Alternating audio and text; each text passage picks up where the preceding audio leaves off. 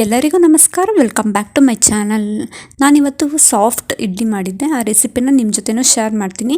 ಈ ವಿಡಿಯೋನ ಕಂಪ್ಲೀಟಾಗಿ ನೋಡಿ ಇಷ್ಟ ಆಗಿದ್ರೆ ಒಂದು ಲೈಕ್ ಮಾಡಿ, ಶೇರ್ ಮಾಡಿ. ಹಾಗೆ ಇನ್ನೂ ಯಾರೆಲ್ಲ ನನ್ನ ಚಾನಲ್ನ ಸಬ್ಸ್ಕ್ರೈಬ್ ಮಾಡಿಲ್ಲ, ಪ್ಲೀಸ್ ಸಬ್ಸ್ಕ್ರೈಬ್ ಮಾಡ್ಕೊಂಡು ನೋಡ್ತಾಯಿರಿ. ಹೀಗೆ ನನಗೆ ಸಪೋರ್ಟ್ ಮಾಡ್ತಾಯಿರಿ.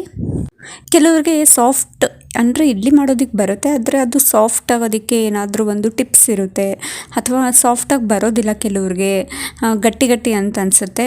ಅಂಥವ್ರಿಗೆ ಈ ವಿಡಿಯೋ ಯೂಸ್ ಆಗ್ಬೋದು ಅಂತ ನಾನು ಅಂದ್ಕೊತೀನಿ. ಬನ್ನಿ ಇವಾಗ ಹೇಗೆ ಮಾಡೋದು ಅಂತ ತೋರಿಸ್ಕೊಡ್ತೀನಿ.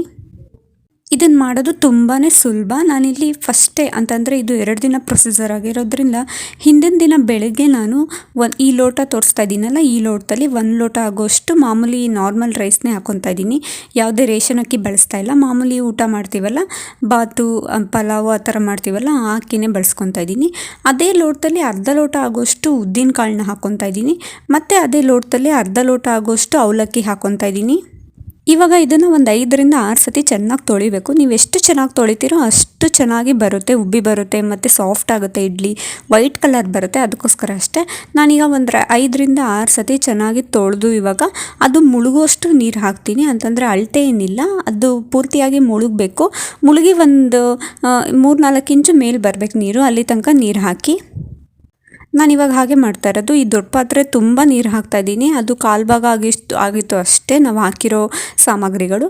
ಇವಾಗ ತುಂಬ ನೀರು ಹಾಕಿ ಪ್ಲೇಟ್ ಮುಚ್ಚಿ ಇಡಬೇಕು. ಅದನ್ನ ಕರೆಕ್ಟಾಗಿ 5 ಅವರ್ ಬಿಡಬೇಕಷ್ಟೇ, ಜಾಸ್ತಿನೂ ಬೇಡ ಕಮ್ಮಿನೂ ಬೇಡ. 5 ಅವರ್ ಬಿಟ್ಬಿಟ್ಟು ಆಮೇಲೆ ನೀಟಾಗಿ ರುಬ್ಬಿದ್ರೆ ಆಯಿತು.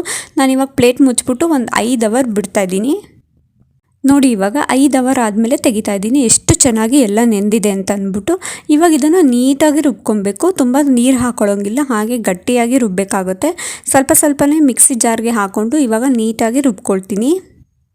ನಮ್ಮನೆ ಮಿಕ್ಸಿ ಜಾರು ಸ್ವಲ್ಪ ಚಿಕ್ಕದಿರೋದ್ರಿಂದ ನಾನು ಸ್ವಲ್ಪನೇ ಹಾಕ್ಕೊಳ್ತೀನಿ. ನಾನು ಹಾಕಿರೋ ಇಂಗ್ರೀಡಿಯೆಂಟ್ಸ್ಗೆ ಸುಮಾರು ಒಂದು 5ರಿಂದ 6 ಸತಿ ರುಬ್ಬಬೇಕಾಗುತ್ತೆ. ನೋಡಿ ಈ ಕನ್ಸಿಸ್ಟೆನ್ಸಿ ಬಂದರೆ ಸಾಕಾಗುತ್ತೆ. ತುಂಬ ತೆಳ್ಳಗೂ ಬೇಡ, ತುಂಬ ಗಟ್ಟಿಯಾಗೂ ಬೇಡ. ಈ ರೀತಿ ಬಂದರೆ ಸಾಫ್ಟಾಗಿ ಬರುತ್ತೆ ಇಡ್ಲಿ, ಅದಕ್ಕೋಸ್ಕರ. ಇವಾಗ ಎಲ್ಲದೂ ಈಗ 1 ಸತಿ ರುಬ್ಬಿದಾಯ್ತಲ್ಲ, ಎಲ್ಲದೂ ಅದೇ ರೀತಿಯಾಗಿ ಅದೇ ಕನ್ಸಿಸ್ಟೆನ್ಸಿಯಲ್ಲಿ ರುಬ್ಬಿ ತೋರಿಸ್ತಾ ಇದ್ದೀನಿ. ನೋಡಿ ಈ ಕನ್ಸಿಸ್ಟೆನ್ಸಿ ಬಂದರೆ ಸಾಕು. ತುಂಬ ಚೆನ್ನಾಗಿ ಉಬ್ಬಿ ಬರುತ್ತೆ ಮತ್ತು ಸಾಫ್ಟಾಗಿ ಬರುತ್ತೆ ಇಡ್ಲಿ ಅಷ್ಟೇ. ಇವಾಗ ಎಲ್ಲದೂ ರುಬ್ಬಿಟ್ಕೊಂಡಿದ್ದಾಯಿತು. ನಾನಿಲ್ಲಿ ಮೊದಲೇ ಉಪ್ಪಾಕಿ ಕಲಸಿ ಇಡ್ತೀನಿ. ನೀವು ಬೇಡ ಅಂತಂದರೆ ಅದನ್ನು ಸ್ಕಿಪ್ ಮಾಡಿ ಬೆಳಗ್ಗೆ ಕೂಡ ಹಾಕೊಬೋದು, ತೊಂದರೆ ಏನಿಲ್ಲ. ನಾನಿಲ್ಲಿ ಮೊದಲೇ ಉಪ್ಪು ಹಾಕ್ಬಿಟ್ಟು ಚೆನ್ನಾಗಿ ಮಿಕ್ಸ್ ಮಾಡಿಟ್ರೆ, ನೀವೆಷ್ಟು ಚೆನ್ನಾಗಿ ಮಿಕ್ಸ್ ಮಾಡಿರ್ತೀರೋ ಅಷ್ಟು ಚೆನ್ನಾಗಿ ಉಬ್ಬಿ ಬರುತ್ತೆ. ಇವಾಗ ಸಂಜೆ ರುಬ್ಬಿಟ್ಟು ಹಾಗೆ ಪ್ಲೇಟ್ ಮುಚ್ಚಿ ಚೆನ್ನಾಗಿ ಕಲಸಿ ಮಿಕ್ಸ್ ಮಾಡಿಬಿಟ್ಟು ಪ್ಲೇಟ್ ಮುಚ್ಚಿ ಇಡ್ತಾ ಇದ್ದೀನಿ.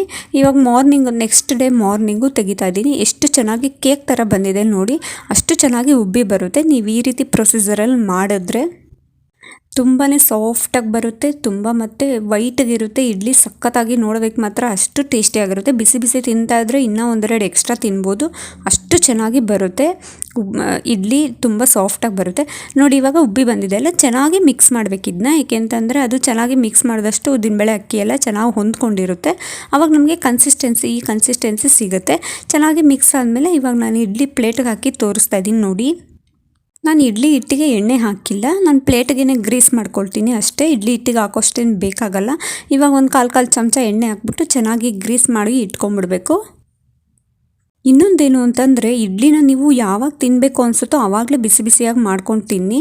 ಸುಮ್ಮನೆ ಮಾಡಿಟ್ಬಿಟ್ಟು ತಿನ್ನೋದ್ರಿಂದ ಏನೂ ಒಂಥರ ಟೇಸ್ಟಿ ಸಿಗೋಲ್ಲ. ಬಿಸಿಯಾಗಿ ಅಲ್ಲೇ ಮಾಡ್ಕೊಂಡು ತಿಂತಾಯಿದ್ರೆ ಅಷ್ಟು ಚೆನ್ನಾಗಿ ಇಡ್ಲಿ ಮಾತ್ರ ಬಿಸಿಯಾಗಿ ಸಖತ್ತು ಟೇಸ್ಟಿಯಾಗಿರುತ್ತೆ. ಇವಾಗ ಪ್ಲೇಟ್ಗೆಲ್ಲ ಹಾಕಿದ್ದಾಯಿತು. ಹಿಟ್ಟನ್ನು ಒಂದೊಂದು ಸೌಟ್ ಹಾಕಿದ್ದೀನಿ. ಅದಾದಮೇಲೆ ಇವಾಗ ಈ ಕಡೆ ನಾನು ಪಾತ್ರೆ ಕಾಯಕ್ಕಿಟ್ಟಿದ್ದೆ. ಅದಾದಮೇಲೆ ಇವಾಗ ಇಡ್ತಾಯಿದ್ದೀನಿ. ಒಂದು 20 ನಿಮಿಷ ಕರೆಕ್ಟಾಗಿ ಬಿಡ್ತೀನಿ ಅಷ್ಟೇ. 20 ನಿಮಿಷ ಬಿಟ್ಟರೆ ಚೆನ್ನಾಗಿ ಇಡ್ಲಿ ಸಾಫ್ಟಾಗಿ ಬೆಂದಿರುತ್ತೆ, ಅಷ್ಟೇ ಸಾಕು ನಮಗೆ. 20 ನಿಮಿಷ ಆದಮೇಲೆ ಓಪನ್ ಮಾಡಿ ತೋರಿಸ್ತೀನಿ ಎಷ್ಟು ಚೆನ್ನಾಗಿ ಸಾಫ್ಟಾಗಿ ಬಂದಿರುತ್ತೆ ಅಂತ ನೀವೇ ನೋಡ್ಬೋದು. ಇವಾಗ ನೋಡಿ 20 ನಿಮಿಷ ಕರೆಕ್ಟಾಗಿ ಬೆಂದಿದೆ. ಬಿಸಿಯಾಗಿ ತೆಗಿತಾ ಇದ್ದೀನಿ. ಇವಾಗ ಬಿಸಿಯಾಗಿ ಸರ್ವ್ ಮಾಡಿಬಿಡ್ತೀನಿ. ಏಕೆಂತಂದರೆ ಬೆಳಗಿನ ಬ್ರೇಕ್ಫಾಸ್ಟು ಎಲ್ಲ ಬಿಸಿಯಾಗಿ ತಿನ್ನೋದ್ರಿಂದ ನಾನು ಅಲ್ಲೇ ಮಾಡಿ ಅಲ್ಲೇ ಬಿಸಿಯಾಗಿ ಕೊಟ್ಬಿಡ್ತೀನಿ. ನೋಡಿ ಎಷ್ಟು ಚೆನ್ನಾಗಿ ವೈಟ್ ಕಲರಲ್ಲಿ ಸಾಫ್ಟಾಗಿ ಬಂದಿದೆ ಅಂತ ಅಂದ್ಬಿಟ್ಟು ಇಡ್ಲಿ ತೆಗೆದು ತೋರಿಸ್ತೀನಿ. ಒಂದನ್ನು ನೀವು ನೋಡ್ತಾ ಇರ್ಬೋದು. ನಾನು ಇದಕ್ಕೆ ನಾಟಿ ಈರುಳ್ಳಿ ಸಾಂಬಾರು ಮಾಡಿದ್ದೆ, ಅಂದರೆ ಸಣ್ಣ ಉಂಡೆ ಈರುಳ್ಳಿ ಬರುತ್ತಲ್ಲ ಅದರಲ್ಲಿ ಸಾಂಬಾರು ಮಾಡಿದ್ದೆ. ನೀವು ಇದಕ್ಕೆ ಚಟ್ನಿ ಬೇಕಾದರೂ ಮಾಡ್ಕೊಳ್ಬೋದು, ಗ್ರೇವಿ ಮಾಡ್ಕೊಳ್ಬೋದು, ಆಮೇಲೆ ಸಾಂಬಾರು ಕೂಡ ಮಾಡ್ಕೊಳ್ಬೋದು, ಮಸಾಲೆ ಸಾಂಬಾರು ಮಾಡ್ಕೊಬೋದು. ಅಷ್ಟು ಚೆನ್ನಾಗಿ ಟೇಸ್ಟಿಯಾಗಿರುತ್ತೆ. ಇಷ್ಟೇ ಬರೀ ಮೂರೇ ಸಾಮಗ್ರಿ ಹಾಕಿ ಈ ರೀತಿಯಾಗಿ ಸಾಫ್ಟ್ ಇಡ್ಲಿ ಮನೆಯಲ್ಲೇ ಮಾಡ್ಕೋಬೋದು ನೀವು. ತುಂಬ ಚೆನ್ನಾಗಿರುತ್ತೆ. ನೀವು ಕೂಡ ಮನೇಲಿ ಒಂದು ಸತಿ ಟ್ರೈ ಮಾಡಿ, ನಿಮಗೂ ಇಷ್ಟ ಆಗುತ್ತೆ. ಈ ವಿಡಿಯೋನ ಪೂರ್ತಿಯಾಗಿ ನೋಡಿ. ಇನ್ ಕೇಸ್ ಏನಾದರೂ ಇಷ್ಟ ಆಗಿದ್ರೆ ಪ್ಲೀಸ್ ಒಂದು ಲೈಕ್ ಮಾಡಿ, ಶೇರ್ ಮಾಡಿ. ಹಾಗೆ ಹೇಗಿತ್ತು ಅಂತ ನೀವು ಮನೇಲಿ ಟ್ರೈ ಮಾಡಿಬಿಟ್ಟು ಕಮೆಂಟ್ ಮಾಡಿ. ಹಾಗೆ ಇನ್ನು ಯಾರೆಲ್ಲ ನನ್ನ ಚಾನಲ್ನ ಸಬ್ಸ್ಕ್ರೈಬ್ ಮಾಡಿಲ್ಲ ಪ್ಲೀಸ್ ಸಬ್ಸ್ಕ್ರೈಬ್ ಮಾಡ್ಕೊಂಡು ನೋಡ್ತಾ ಇರಿ. ಹೀಗೆ ನನಗೆ ಸಪೋರ್ಟ್ ಮಾಡಿ. ಪಕ್ಕದಲ್ಲಿರೋ ಬೆಲ್ ಐಕಾನ್ನ ಕ್ಲಿಕ್ ಮಾಡಿ, ಆಲ್ ಅಂತ ಸೆಲೆಕ್ಟ್ ಮಾಡಿ. ಇದರಿಂದ ನಾನು ಮಾಡೋ ವೀಡಿಯೋಸು ಫಸ್ಟ್ ನೋಟಿಫಿಕೇಷನ್ ನಿಮಗೆ ಬರುತ್ತೆ. ನೋಡಿ, ಸಖತ್ತು ಸಾಫ್ಟಾಗಿದೆ ಇಡ್ಲಿ ಎಲ್ಲ. ನೀವು ನೋಡಿದ್ರಲ್ಲ, ಇಷ್ಟ ಆಗಿದ್ರೆ ಒಂದು ಲೈಕ್ ಮಾಡಿ, ಶೇರ್ ಮಾಡಿ, ಹಾಗೆ ಕಮೆಂಟ್ ಮಾಡಿ. ಇನ್ನಷ್ಟು ಈಸಿ ರೆಸಿಪೀಸ್ಗಾಗಿ ನನ್ನ ಚಾನಲ್ನ ಪ್ಲೀಸ್ ಸಬ್ಸ್ಕ್ರೈಬ್ ಮಾಡ್ಕೊಂಡು ನೋಡ್ತಾ ಇರಿ. ಮುಂದಿನ ವಿಡಿಯೋದಲ್ಲಿ ಸಿಗ್ತೀನಿ. Thank you for watching.